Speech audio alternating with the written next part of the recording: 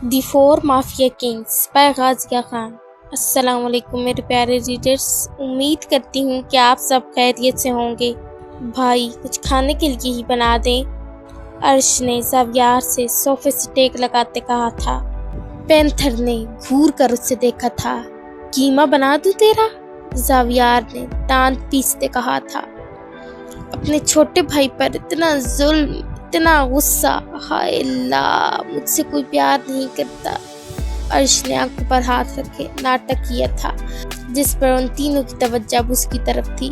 Panther نے تھوڑی پر ہاتھ رکھے ٹانگ پر ٹانگ چڑھائے اسے دیکھا تھا۔ بہت بڑا نوٹنکی ہے تو، زوہان نے کہا تھا۔ ہاں مما پاپا، دیکھا کیسا سلوک ہو رہا ہے میرے ساتھ یہاں پر۔ اس نے اب کی بار منہ کھول کر رونے کی ایکٹنگ کی تھی۔ کیا کھانا ہے تو نے جو اتنا ڈرامہ کر رہا ہے؟ ارمغان نے پوچھا تھا۔ چکن کڑھائی، بریانی، قورمہ، اور سوچ کر بتاتا ہوں۔ ڈرامے باز۔ پینتھر دانت پیس کر رہ گیا تھا اور دوبارہ اپنے کام میں مصروف ہو چکا تھا۔ ہاں اور بتا، کچھ رہ گیا ہے تو میں ہی شیف لگاؤں نا، ارمغان نے کہا تھا۔ دیکھا بھائی نے تو دھیان ہی نہیں دیا مجھ پر ذرا بھی۔ پھر سے اس نے پینتھر کو مصروف دیکھتے ہوئے کہا تھا۔ کیا ہوا ہے بھونک؟ پینتھر نے غصے سے اسے دیکھا تھا۔ ایسے بات کرتا ہے کوئی؟ تمیز نہیں ہے آپ کو بھائی سے بات کرنے کی؟ عرش نے بھی معصوم بنتے کہا تھا۔ تو کیا کہہ رہا ہوں کہ کیا تکلیف ہوئی ہے تجھے؟ پینتھر نے سختی سے کہا تھا، جس پر زوہان نے اپنی ہنسی دبائی تھی۔ مجھے بات نہیں کرنی آپ سے، میں ارمغان بھائی سے بات کروں گا، عرش نے کہا تھا۔ ہاں ٹھیک ہے، پینتھر کہتے ہی پھر سے اپنے کام میں لگ چکا تھا۔ ارمغان بھائی کچھ بنا دینا، عرش نے کہا تھا۔ ہاں کیوں نہیں، تو پھر یہ ہیکنگ کا کام تو کرے گا؟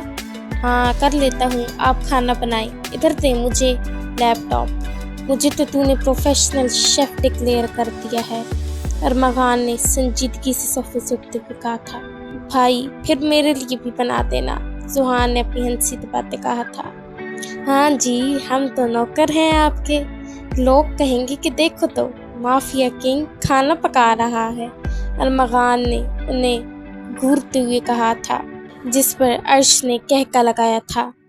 بھائی کوئی نہیں، جیسے آپ لوگوں کو پکاتے ہیں ویسے آج کھانا پکا لیں، زوہان نے ہنستے ہوئے عرش کے ہاتھ پر ہاتھ مارتے ہوئے کہا تھا۔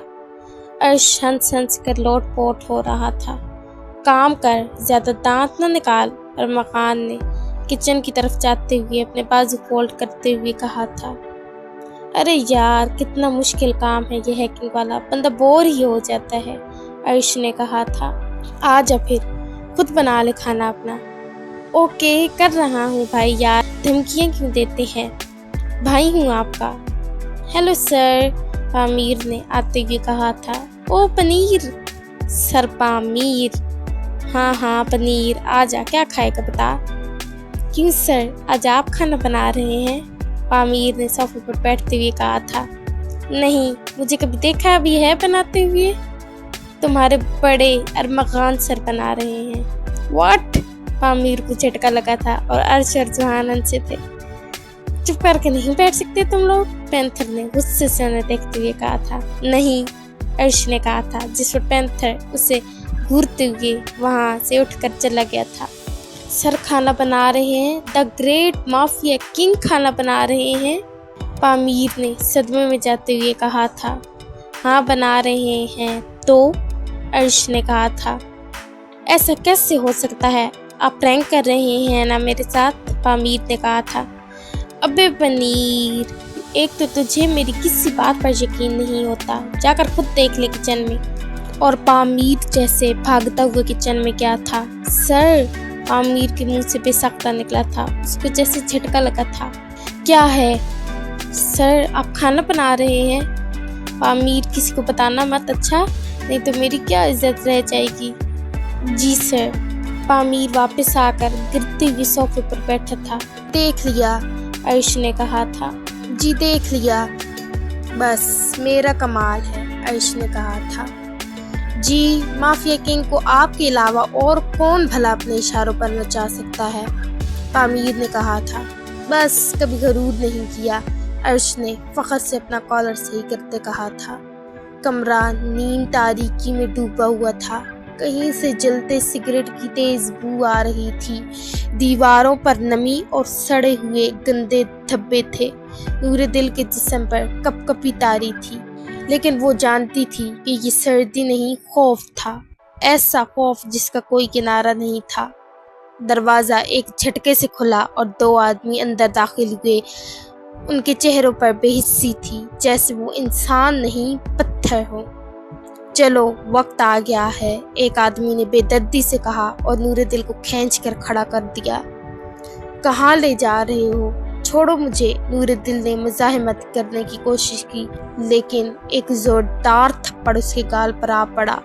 चुप, ज्यादा चूंचा मत कर, वरना तेरी जुबान हमेशा के लिए खींच लेंगे। दूसरा आदमी गुर्राया।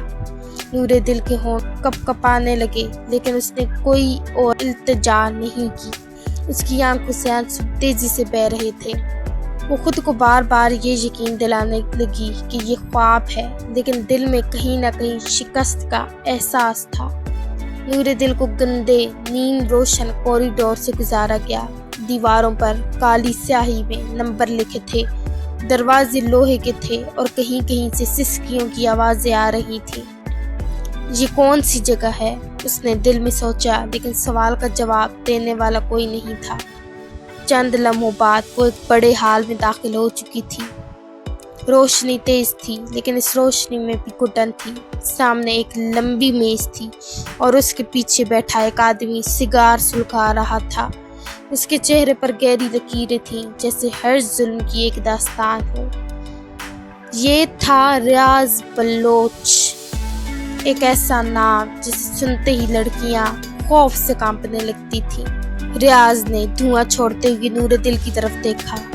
हाँ, तो तुम हो वो जिसे कामरान रजा खान ने मेरे हवाले किया है, उसने तंजिया अंदाज में कहा। नूरे दिल का दिल जोर से धड़का।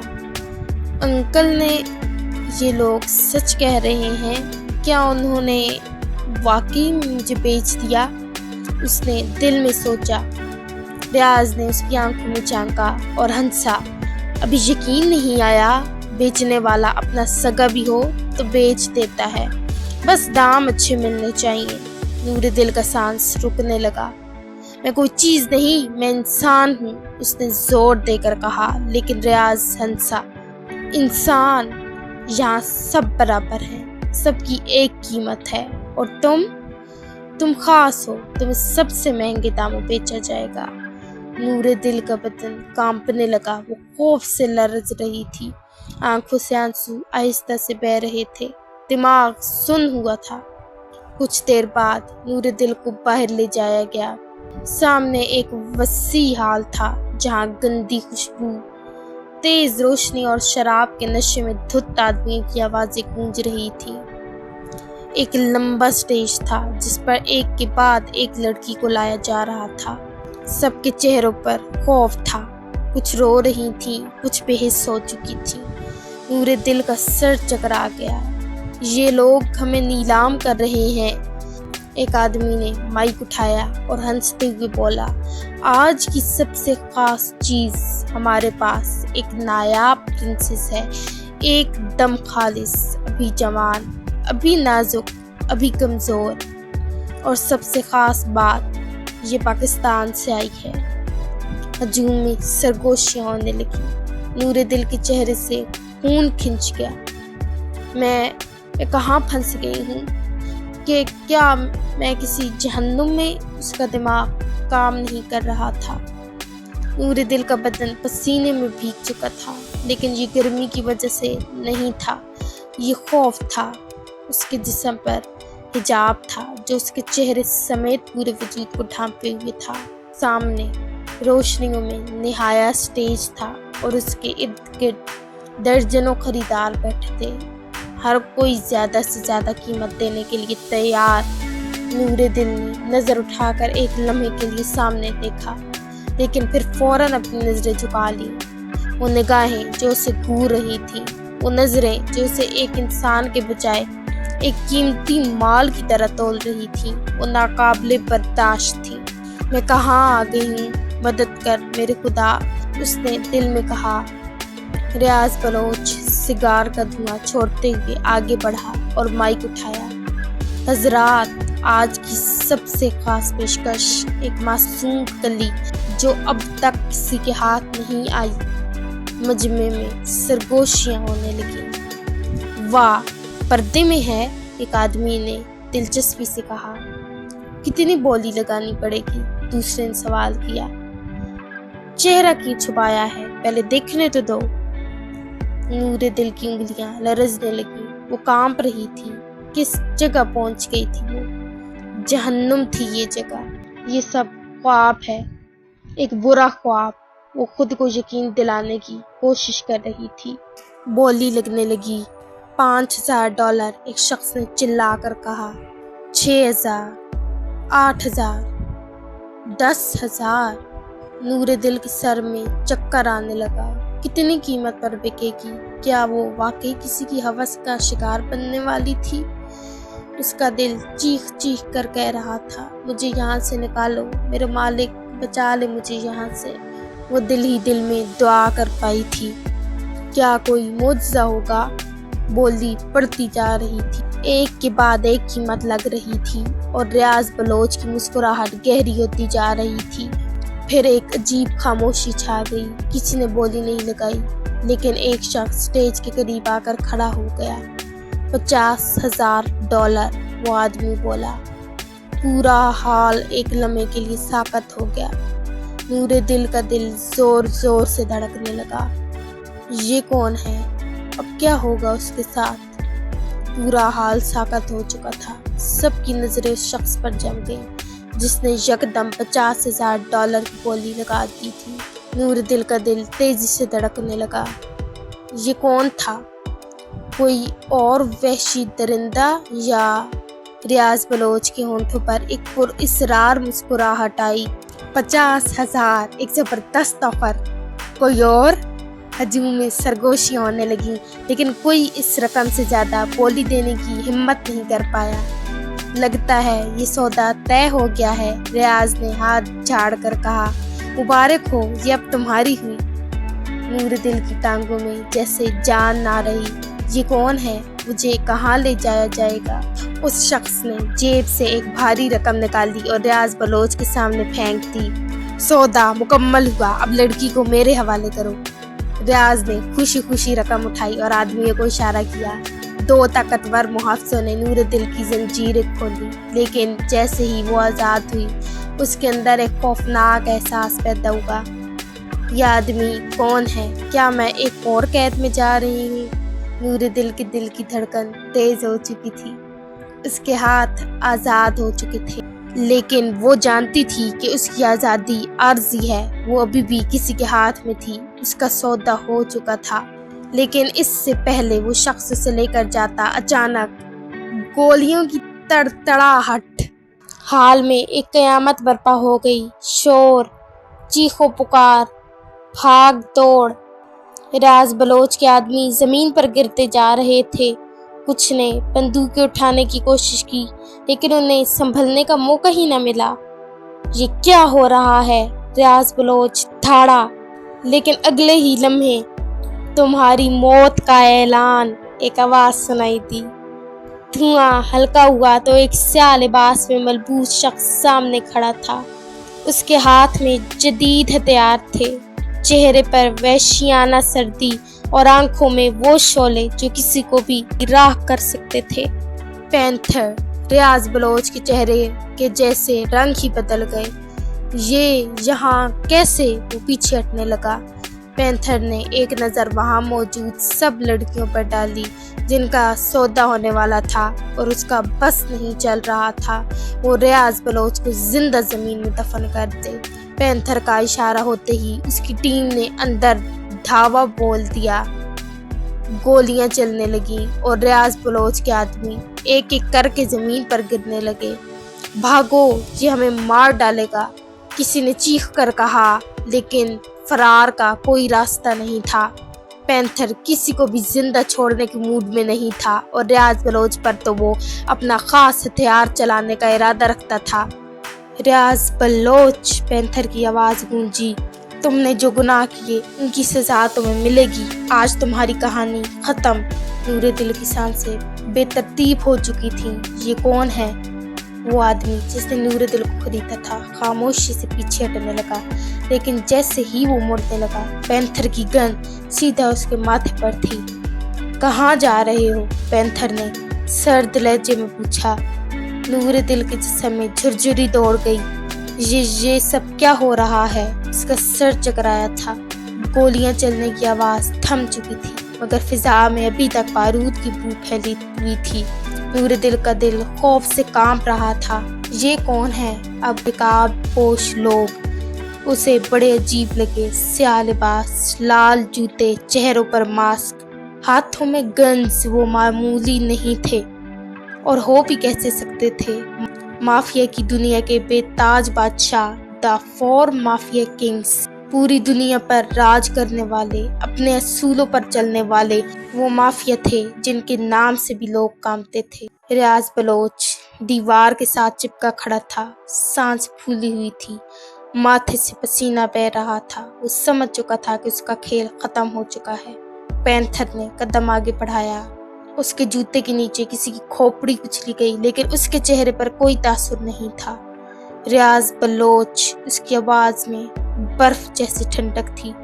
بہت بھاگے ہو، بہت کھیلے ہو انسانوں کی زندگیوں سے، اب لگتا ہے کہ وقت آ گیا ہے کہ تمہاری گیم ختم کر دی جائے۔ ریاض کی ٹانگوں میں کپاہٹ دوڑ گئی۔ پینتھر، دیکھو جو ہوا وہ سب کاروبار تھا، تم جانتے ہو نا یہاں سب کچھ بکتا ہے، یہ بھی وہ بھی۔ اس نے نور دل کی طرف اشارہ کیا اور وہ ایک پل کے لیے ساکت رہ گئی۔ پینتھر کی آنکھوں میں خون اتر آیا تھا۔ پینتھر نے آگے بڑھ کر اس کے گریبان کو پکڑ لیا۔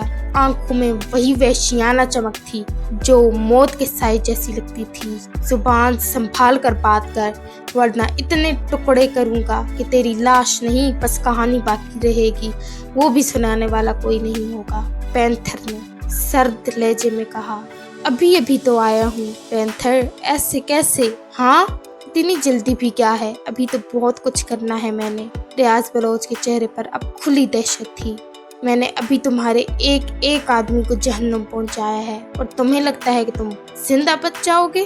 پینتھر نے سرد لہجے میں کہا۔ ریاض نے اپنے خشک ہونٹوں پر زبان پھیری۔ دیکھو پینتھر، ہم بات کر سکتے ہیں۔ پینتھر نے خطرناک مسکراہٹ کے ساتھ سر جھکایا، پھر سرد لہجے میں بولا، بات؟ تم اور مجھ سے؟ پینتھر نے آگے بڑھ کر ریاض کے سینے پر گن کی نالی رکھ دی۔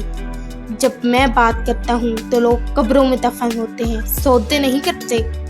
نور دل کا وجود کانپ رہا تھا۔ اسے کچھ سمجھ نہیں آ رہا تھا کہ یہ کیا ہو رہا ہے، لیکن پھر بوم! دھماکے کی شدت سے کھڑکیوں کے شیشے چٹک گئے، دھول اور دھوئیں کی تبیز تہہ چھا گئی۔ یہ کیا؟ پینتھر نے غصے سے گن سنبھالی۔ ریاض بلوچ اس دھماکے کی آڑ میں پیچھے ہٹ چکا تھا۔ وہ ایک خفیہ دروازے کی طرف بھاگ رہا تھا جس کے بارے میں شاید کسی کو معلوم نہ تھا۔ پکڑو اسے! پینتھر دھاڑا، لیکن اس سے پہلے کہ کوئی حرکت کرتا دوسرا دھماکہ ہوا۔ نور دل چیخ کر دیوار کے ساتھ جا لگی تھی، باقی لڑکیاں بھی چیخ رہی تھیں۔ پینتھر کی ٹیم فوراً حرکت میں آئی، مگر ریاض بلوچ پہلے ہی اندھیرے میں غائب ہو چکا تھا۔ پکڑو اسے! ارمغان بھی غصے سے دھاڑا تھا۔ پینتھر نے زمین پر پڑی کرسی کو زور سے ٹھوکر ماری، وہ دیوار سے جا ٹکرائی اور ٹوٹ کر بکھر گئی۔ کمینہ، دھوکہ دے گیا! پینتھر غصے سے چلایا تھا اور گن زمین پر دے ماری تھی۔ نور دل یہ سب کچھ دیکھ رہی تھی، اس کے ہاتھ لرز رہے تھے۔ زین معاف تھا، عرش واپس آیا تھا۔ بھائی، وہ کمینہ بھاگ گیا۔ تو نے کیسے بھاگنے دیا؟ ارمغان نے کہا تھا۔ بھائی، وہ کہیں دکھا ہی نہیں تو کیسے ڈھونڈتا، اور دکھ جاتا تو آپ کو کیا لگتا ہے بچتا میرے ہاتھوں سے؟ میں کہاں جاؤں گی؟ وہ سوچ رہی تھی۔ پینتھر نے گہری سانس لی اور سیدھا نور دل کی طرف بڑھا جس کا وجود لرز رہا تھا۔ تم ٹھیک ہو؟ پینتھر نے پوچھا تھا۔ نور دل کچھ نہ کہہ سکی، اس کی نظریں بس پینتھر کے خون سے سنی جیکٹ پر جمی تھی۔ پینتھر نے پامیر کی طرف دیکھا اور سخت لہجے میں حکم دیا، پامیر، ان سب لڑکیوں کے ان کے گھروں میں صحیح سلامت پہنچا دو۔ پامیر نے سر ہلایا اور فوراً آگے بڑھا، جبکہ پینتھر نے ایک لمحے کی بھی پرواہ کیے بغیر رخ موڑ لیا اور آگے بڑھ گیا، جیسے یہ سب اس کے لیے کوئی خاص اہمیت نہ رکھتا ہو۔ اس کے قدم بھاری ہو گئے تھے، مگر ذہن مکمل طور پر صاف۔ اب اس کا اگلا ہدف ریاض بلوچ تھا، جو اس کی گولی سے بچ کر بھاگ نکلا تھا۔ پامیر نے اشارہ کیا اور پینتھر کی ٹیم نے لڑکیوں کو باہر نکالنا شروع کر دیا۔ کچھ لڑکیاں سہم کر ایک دوسرے کے قریب ہو گئیں، کچھ کی آنکھوں میں آنسو تھے، مگر وہ سب جانتی تھیں کہ یہ ان کی آزادی کا لمحہ ہے۔ پینتھر باہر نکلا، رات کی ٹھنڈی ہوا اس کے چہرے سے ٹکرائی، مگر اس کی آنکھوں میں وہی خطرناک چمک تھی۔ اس نے ایک سگریٹ جلایا، دھواں فضا میں چھوڑا۔ اس نے گن کی نالی پر ہاتھ پھیرا، پھر خاموشی سے اندھیرے میں غائب ہو گیا۔ ایپیسوڈ اچھی لگے تو ریویو دینا مت بھولیے گا۔ دعاؤں میں یاد رکھیں، خوش رہیں اور ہنستے مسکراتے رہیں۔ اللہ حافظ۔